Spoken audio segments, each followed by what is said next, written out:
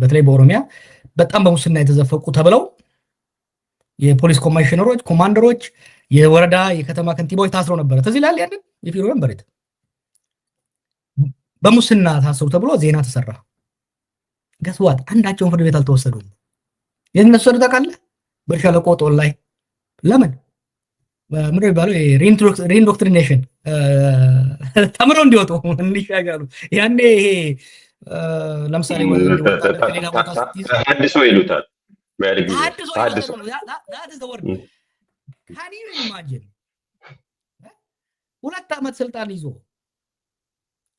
ግራውንድ ፕላስ 3 ቤት ሰርቶ V8 ገዝቶ አካውንት ውስጥ ገንዘብ ተገኝቶ የተያዘን የፖሊስ አመራር የከተማ ከንቲባ የወረዳ አስተዳዳሪ መረጃውና ማስረጃውን የሚያሳዝኑ ይኖራቸው እንደታውቃለህ መረጃውና ማስረጃውን ሰብስበው ያቀረቡ የብሔራዊ መረጃና ደህንነት ኦፊሰሮች ናቸው። አዘጋጅተው ለመንግስት አቀረቡ። በነገራችን የሆነ ኮሚቴ እኮ አለ የጸረ ሙስና ኮሚቴ የሚባል በጠቅላይ ሚኒስትሩ የሚመራ ኮሚቴ አለ። ያ ኮሚቴ በወሰነ መሰረት ክልሎችን ባይፓስ አድርገው ሰብስበው አሰሯቸው እና የፌደራል አቃቢ ሕጎች እንከሳለን ብለው እጃቸውን ማምቆ ሲመጡ አይ እንደዛ አይደለም ነኝ በክስ ሳይሆን በተሐድሶ ነው ተብለው ተሐድሶ ነው የተወሰዱት። አዋሽ እና ምናምን ተወስደው እዛ እየተቀመጡ ያሉት this is an enabling government ሙስናን፣ ስርዓት አልበኝነትን፣ ሌብነትን፣ ሽፍትነትንና ማፊያነትን እንደ ፖሊሲ እየተከተለ ያለ መንግስት ካልሆነ በስተቀር እስቲ አሁን ያምቦን ብቻ እንትናርክ እስቲ እነ ካሴንና የከተማውን ከንቲባና ጸጥታ ዘርፍ ኃላፊ ህዝቡ በግልጽ ማአት መረጃና ማስረጃ እያቀረበ ራሳቸው በራሳቸው ላይ መረጃና ማስረጃ እያቀረቡ ያሉትን ሰዎች እስቲ በእነሱ ላይ እርምጃ ህጋዊ እርምጃ እኔ ግዳሏቸው አይደለም እያልኩ ምክንያቱም ፈራው ሊገዳደሉ ይችላሉ መረጃ ለመደበቅ ምክንያቱም ከነኛ ያሉት የተወሰኑ እኮ በፌስቡክ ይጽፉልኛል ምንም አታመጣም እኛ ብቻችንን አይደለም ያደረግነው ማንም አይነካንም ዝም ብለን ስለፈልፈው ይሉኛልና እስቲ መረጃ ለማጥፋት እንዲገሏቸው አልፈልግም እኔ ግን ህጋዊ በፍርድ ቤት ወደ ስርዓት እንመለስ እስቲ ስርዓት ያለው እና ደግሞ የሚታይ ለህዝቡም የሚነገር የሚታይ yes በጣም ጥሩ እንግዲህ በስራ ተሰጥቷቸዋል። ዛሬ ጠዋትም ብዙ ነገር ሲያምታቱ ነበር። ያው አልተያዙም። ዋናዎቹ አሁንም ማንም የተያዘ የለም። ቅድም የዘረዘርካቸው ሰዎች አሉ ወደ 6 የሚሆኑ እነኛ አንድም የተያዘ የለም እስካሁን ድረስ ለማስታወስ ያህል እነ ናውል ኩምሳ እነ መንጌ ተፈሪ ካሳይ ዋናው ራሱ ዲቴብላው ለደናውል ቀበታ ፍራውል ፍቃዱና ቅድም ያልካቸውም ራሱ በመንግስት ውስጥ ያሉ በከንቲባና ከንቲባ ዙሪያ ያሉ የጸጥታ ኃላፊው እነኚህ ሰዎች ታላ አድርገው ሌሎች በጣም ይሆን ምክንያቱም ህዝቡ ሪፖርት ስናደርገው ነበር። ስለዚህ ላይ የኢትዮጵያ ንግድ ባንክ 7 ቢሊዮን የተዘረፈ ጊዜ ተጠርጣሪዎቹ ስማቸው ተጠርቶ ተያዙ። ካንዱ በስተቀር ሁሉም ተለቀዋል።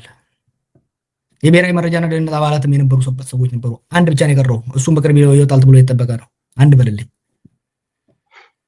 ወደ 22 ቢሊዮን መዳበሪያ ኢትዮጵያን ያከሰሩት የሺፒንግ ላይንስ እና የፕሮኩርመንት የግዢ ምናምን ኃላፊዎች ተመሳጥረው ያወደሙት አንዱ ዋናው ተመቻችቶለት በዲፕሎማቲክ ፓስፖርት አሜሪካ ገብቷል። የተቀሩትም በውስጥ ወጥተው ትናንሾቹ ብቻ ናቸው የቀሩት። መንግስት አላቅም ካለ ይሄንን ላያቅ አይችልም። ወደፊትም እንዲህ አይነት እንትን ማድረግ እንችላለን ስላሳውስኩ ብቻ ነው። በጣም ጥሩ እንግዲህ ያንንም እኮ ራሱ እኔ ማሳውሳለሁ ማዳበሪያን ደጋግማ አንድ 3 ቀን ስትሄድበት ነው መጀመሪያ ሲከዱ ቆይተው ራሳቸው እርምጃ ወስደውም ራሱ መንግስት ነው ታስረዋል በቁጥጥር ስር ውለዋል የሚሉም ኦፊሻሊ የተዘገበም ስለሆነ ሰዎች ወደ ኋላ ሄደው ዜናውን ማየት ይችላሉ። በዚህ በቀረችን እንግዲህ ፓርቲቱ እንመለስበታለን እንዳልኳም የአምቦን ብቻ ነው ወደም ያየነው ሻሸመኔም አለ ሌሎች ኦሮሚያ ከተማም አሉ ኦሮሚያ ብቻም አለ እንዳልኩ በሌሎችም ክልሎች በፌደራልም ያሉ ነገሮች ስላሉ ሆፕፉሊ እነሱን እንመለስበታለን። ስለማይበቃን አሁን ባለችን አጠራጠር ያሉ የተወሰኑ ጥያቄዎችን ማንሳት በተለይ ደግሞ ይሄ አቻምና ወደዚህ ወደ ፖለቲካ ወይም ፌስቡክ አክቲቪዝም ስትመጣ አንድ ያስተዋወቀው ነገር አለ። የኢኮኖሚ ነገር ነው የኢኮኖሚ ጉዳይ የሚላለው ወይም ደግሞ ስቱፒድስ ኢኮኖሚ እንደሚባለው ወይም የአሜሪካ ፕሬዚዳንት ክሊንተን እንዳለው አንተም 50-30-20 ቀመር ነው። አንዱም ይህንን ሀገር መንግስት ብቻ ሳይሆን ይህን ሀገርንም ለችግር የሚያጋልጥ ይህንን መንግስትንም የሚያዳክም ነገር ቢኖር ኢኮኖሚው ነው የሚል ነገር አንተ ነበረና እሱ ምን ደረሰ የሚለውን አንድ ጥያቄ ልጠይቅ ነው። ይህንም ያነሳውበት ሰሞኑን አንድ ሽማግሌ አርሲ መሰለኝ አንድ ገበያ ወጡ። እዛ ላይ የሆነ አስተያየት ሰጥተው ነበር፣ የሚገርም አስተያየት ሰጥተው ነበር እና ቪዲዮም አለኝ። አንድ ደግሞ ከዚሁ ከሐረርጌ የደረሰኝን ነገር እነግርሃለሁ፣ ምናልባት እንደ መግቢያም ስለሚሆነን ነው። ሞቱማ በረናዳ ረቡማ ቤ ከመሌ ዋኑ ዱበኑን ቀብኑ ሞቱማ ፊዲ መሌ ሆዱን ጀነኑ ፊዲ የሚል ነው የጻፈልኝ አንዱና ተማረው የዘንድሮውን መንግስት ቁጣ ምንም ለማስረዳት ማስቸግሮናልና አምጣ እንጂ እንኳን ማያቅ መንግስትን ያመጣብን ይሄ የደሃ መንግስት አይደለም፣ የደሃ ስሜትም ህመምም የማይገባው መንግስት ነው የሚል ትልቅ የሐረርጌ ሰው ነው ይሄንን መልእክት የላከልኝና የደረሰ የኢኮኖሚው ነገር ጀዋር ቪዲዮም አለች፣ እሷንም አጫውታለሁ። የኢትዮጵያ ኢኮኖሚ በአራት ዋና ነገሮች ነው እየተጎዳ ያለው። አንዱ ጦርነት ነው፣ አላገገመም። አንደኛ ጦርነቱ አልተቋጨም። የትግራይ ጦርነት፣ የኦሮሚያ ጦርነት፣ የአማራ ጦርነት ያደረገው ኪሳራ እስካሁን ማገገም ወደ ሪኮንስትራክሽን መግባት አልቻለም፣ ጦርነቱ ስላላለቀ። ሁለተኛው ዌስት ነው፣ ማባከል በቢሊየንስ ብር አሁን ስንት ደረሰ? 100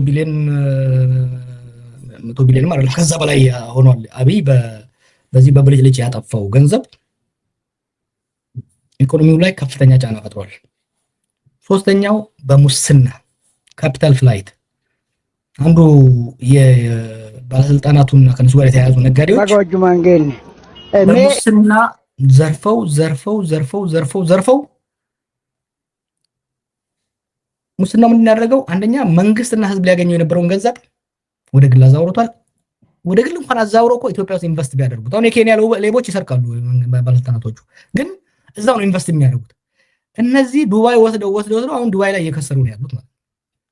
አራተኛው የግሎባል ኢንቫይሮንመንቱ አሁን የዓለም አቀፍ ሁኔታው ጦርነቱ ባጭሩ እንትን ለማድረግ አንድ ነዳጁ የተያያዙ ናቸው። በነገራችን ላይ ነዳጁ ኦልሬዲ የዓለም እጥረት ሳይፈጠር በሙስና ምክንያት ነዳጅ ብዙ ችግር ውስጥ ገብቶ ነበር ኢትዮጵያ ውስጥ። አሁን ጦርነቱ በምድር ላይ ጆሮ ገድፍ እንደሚባለው ሆኖልበታል ማለት ነው። ማዳበሪያ አቅርቦት፣ የማዳበሪያ ትራንስፖርቴሽንም ፕሮዳክሽንም ዲስረፕት ሆኗል። ይሄ ለሚቀጥለው ምርት ዘመን ላይ ከፍተኛ ጫና ነው የሚኖረው ማለት ነው። ስትጨምረው ያልተቋጩ ጦርነቶች፣ አሁንም አብይ ከብደቱ አለመውጣቱ። ትናንት ስለ ኢንዱስትሪ ሲያወራ አይተህ እንደሆነ የባቡር መንገዶቹ አክሳሪ ነበሩ አለ። ኢማጂን የትኛው አግራሪያን ሶሳይቲ ነው? የትኛው እንደ ኢትዮጵያ ቆዳው ሰፊ የሆነ በግብርና ላይ የሚመሰረት ሀገር ነው ያለ ኤክስቴንድድ ኔትወርክ ኦፍ ትራንስፖርቴሽን አድጎ የሚያውቀው? የካልቸራል ሴክተሩን ገጠሩና ግብርናውን ካላለማህ፣ ከዛ ደግሞ ያ ተረፈ ምርት እንዲያመርት አድርገህ ያ ተረፈ ምርት ደግሞ በፍጥነትና በተመጣጣኝ ዋጋ ለገበያ እንዲቀርብ ካላደረግ none of the countries grow like that። የቻይና እድገት ሚስጥር፣ የእንግሊዝ ሀገር እድገት ሚስጥር፣ የኮሪያ ሚስጥር ኢንዱስትሪ ላይ ነው። ግን ምን አይነት ሰው ነው ያለን? ባቡር ሀዲዶቹ አክሳሪ ነበሩ። የድርድር ዋጋው ችግር ሊኖረው ይችላል፣ ግን ጎዳናዎችን ማሸብረቅ፣ ሪዞርቶችን በቢሊየንስ መስራት አትራፊ፣ ሀዲድ መስራት አክሳሪ የሚል አመለካከት ሀገር እየመራ ባለበት ሁኔታ ውስጥ ጦርነቱን ሲጨምርበት፣ ሙስናውን ሲጨምርበት፣ አሁን ደግሞ የቀንጅቦችን ብሎ ይላቸዋል ፈጠራቸው፣ ሌሎቹ እንደዛ እያለ ማለት ነው። በቀን ሰው የሚጨፈጭፉትን ህዝቡን የሚያስቸጋጁ ስትወስድ ኢኮኖሚው ከድጡ ወደ ማጡ ነው ያለው። በነገራችን ላይ 50-30-20 ነበር አይደል የነበረው። ኢራን መጣችና በ50 ላይ ስንት እንደጨመረች እንጃ፣ ግን ጨምራለች፣ ከፍ አድርገዋለች። 60 ወደ 70 ከፍ ሳታደርገው አትቀር። ጦርነቱ ዛሬ ቢቆም ራሱ አንደኛ እነዚህ የተቋረጡ በተለይ በዩሪያ ላይ የማምረት ስራ ላይ ያሉ ፋብሪካዎች ወደ ስራ ለመመለስ ብዙ ጊዜ ነው የሚፈጅባቸው።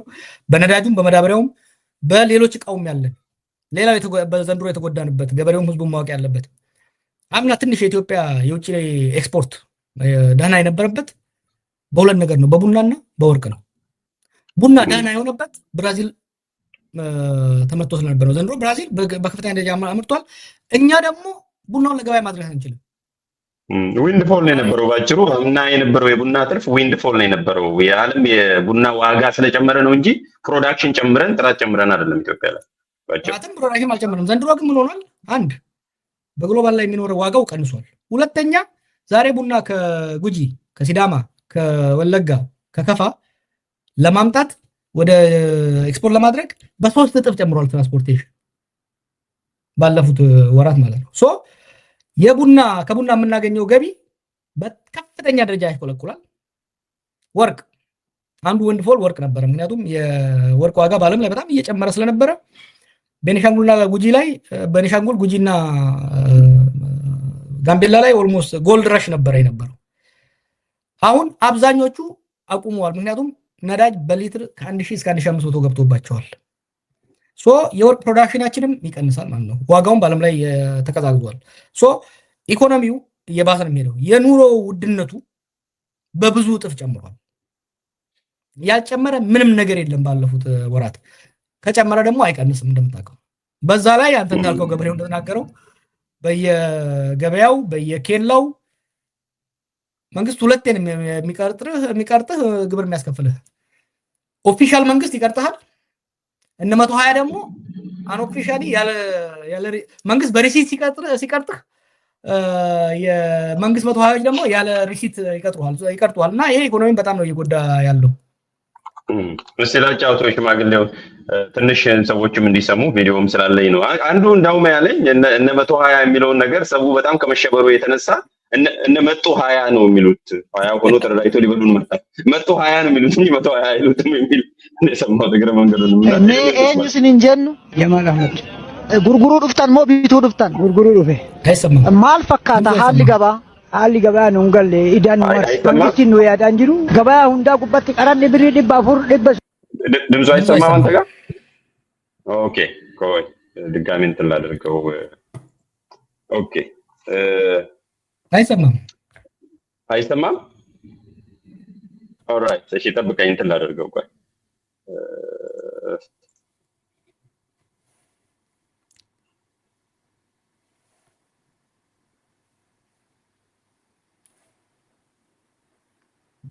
ሆነስ ድጋሚ ላጫውትና በሰዲያም አስመረጥ ከነገደቲ ረኮን ጉዳማ ሊሆን አሁንም አይሰማም።